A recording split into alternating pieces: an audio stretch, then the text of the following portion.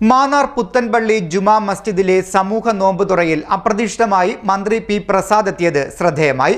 മനുഷ്യനെ സ്വീകരിക്കാൻ കഴിയുന്നത് മാത്രം സ്വീകരിക്കാനും വേണ്ടാത്തത് മാറ്റി നിർത്താനും മനസ്സിനെ പ്രാപ്തമാക്കാൻ കഴിയുന്ന അനുഷ്ഠാനമാണ് റമദാൻ വ്രതമെന്നും ഇടപഴകി ജീവിക്കുന്ന സമൂഹത്തിൽ എല്ലാ മതങ്ങളെക്കുറിച്ചും പഠിക്കാനും നല്ല വശങ്ങൾ ഉൾക്കൊള്ളാനും മനുഷ്യൻ തയ്യാറാകണമെന്നും 1/4 നൂറ്റാണ്ടിലേറെയായി മുടങ്ങാതെ നോമ്പനുഷ്ഠിക്കുന്ന മന്ത്രി പി പ്രസാദ് പറഞ്ഞു.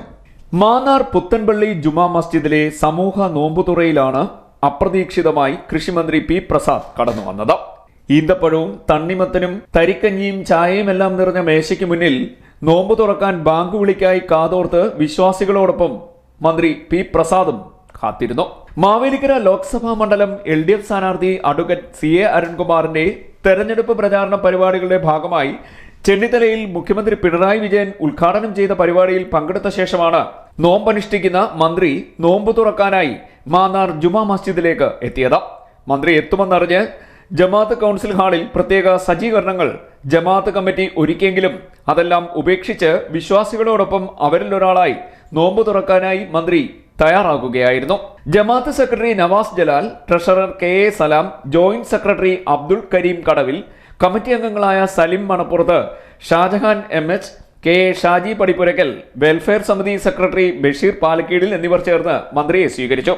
മുൻ ജമാഅത്ത് പ്രസിഡന്റുമാരായ NA Subair, TK Shahjahan, NA Rasheed, council അംഗം അൻഷാദ് മാന്നാർ, CPI മണ്ഡലം secretary G Harikumar, assistant secretary KR Rajeev, ചോരാത്ത വീട് പദ്ധതി ചെയർമാൻ KA കരീം, ഡൊമിനിക് ജോസഫ് എന്നിവരോടൊപ്പമാണ് മന്ത്രി നോമ്പു തുറക്കെത്തിയത്. മനുഷ്യൻ സ്വീകരിക്കാൻ കഴിയുന്നത് മാത്രം സ്വീകരിക്കാനും വേണ്ടാത്തത് മാറ്റി നിർത്താനും മനസ്സിനെ പ്രാപ്തമാക്കാൻ കഴിയുന്ന അനുഷ്ഠാനമാണ് റമദാൻ വ്രതമെന്നും ഇടപഴകി ജീവിക്കുന്ന സമൂഹത്തിൽ എല്ലാ മതങ്ങളെക്കുറിച്ചും പഠിക്കാനും നല്ല വശങ്ങൾ ഉൾക്കൊള്ളാനും മനുഷ്യർ തയ്യാറാകണമെന്നും മന്ത്രി പറഞ്ഞു. ഏതാണ്ട് 1/4 നൂറ്റാണ്ടിലധികമായി നോമ്പിൻ്റെ കാലഘട്ടത്തിൽ നോമ്പ് അനുഷ്ഠിക്കുന്ന വിശ്വാസികളോടൊപ്പം ഒരൈക്യദാർഢ്യം എന്ന തരത്തിൽ അതോടൊപ്പം ചേർന്ന് നിൽക്കാറുണ്ട്. നോമ്പ് വളരെ അധികം പ്രത്യേകതയുള്ള ഒന്നാണെന്നാണ് എൻ്റെ പക്ഷവും. തന്നെയാണ് കേവലമായ ആഹാരപാനീയങ്ങളെ ഉപേക്ഷിക്കുന്ന ഒരു പകലിനെ കണക്കിലെടുക്കുന്നു എന്നത് മാത്രമല്ല, അകറ്റി നിർത്താൻ കഴിയാവുന്നതിനെയെല്ലാം അകറ്റി നിർത്തേണ്ടതിനെയെല്ലാം അകറ്റി നിർത്താൻ കഴിയുമോ എന്നുള്ള ഒരു വലിയ ചോദ്യത്തിൻ്റെ ഉത്തരം നൽകൽ കൂടിയാണ് നോമ്പ്. ഒരു മുതലാളിത്ത വ്യവസ്ഥയിലാണ് നമ്മളെല്ലാം ജീവിക്കുന്നത്. അവിടെ ഏറ്റവും പ്രധാനപ്പെട്ട ഒന്ന് കമ്പോളമാണ്. കമ്പോളത്തിൻ്റെ വികസനത്തിന് ആർത്തികളെ സൃഷ്ടിച്ചെടുത്തേ മതിയാവുകയുള്ളൂ. ആ ആർത്തികളാണ് എല്ലാത്തരം ദുരന്തങ്ങൾക്കും കാരണമായി തീരുന്നത്. ഈ ആർത്തികളെ അകറ്റി നിർത്താനുള്ളൊരു കരുത്ത് ഇസ്ലാം മത വിശ്വാസികൾ നേടിയെടുക്കുന്നത് ഏറ്റവും ദിവ്യമാണെന്ന് അവർ കരുതുന്ന ഈ നോമ്പിൻ്റെ ഭാഗമായിട്ടാണെന്നാണ് എൻ്റെ വിശ്വാസം. അതൊരു നേരിൻ്റെ പാതയെ കൂടി മുമ്പിൽ നമുക്ക് ദൃശ്യമാക്കി തരുന്നുണ്ട്. വിശുദ്ധ ഖുർആൻ നിരവധി തവണങ്ങളിൽ ആവർത്തിക്കുന്ന സിറാത്തുൽ മുസ്തഖീം എന്നുള്ളത് ഒരു നേരിൻ്റെ പാതയെയാണ് തുറന്നു കാണിക്കുന്നത്.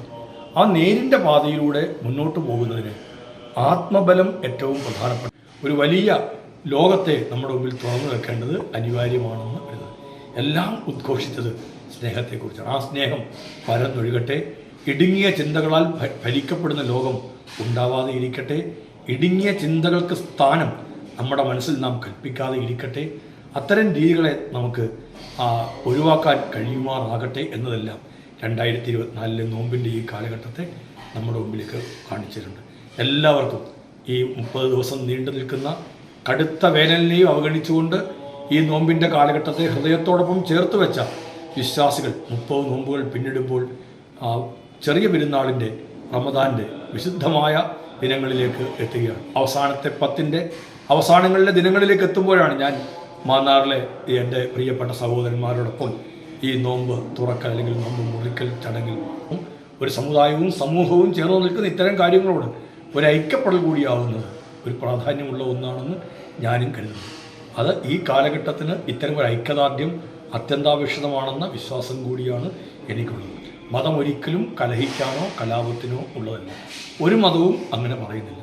അറബിക്ക് അനറബിയേക്കാളും അനറബിക്ക് അറബിയേക്കാളും പ്രാധാന്യമില്ല എന്ന് പ്രവാചകൻ പറഞ്ഞത് അതിൻ്റെ അടിസ്ഥാനത്തിലാണ് എന്നുകൂടി നാം മനസ്സിലാക്കുക. 1/4 നൂറ്റാണ്ടിലേറെ കാലമായി മുടങ്ങാതെ നോമ്പനുഷ്ഠിക്കുന്നയാളാണ് മന്ത്രി P Prasad. CDNet news, Mannar.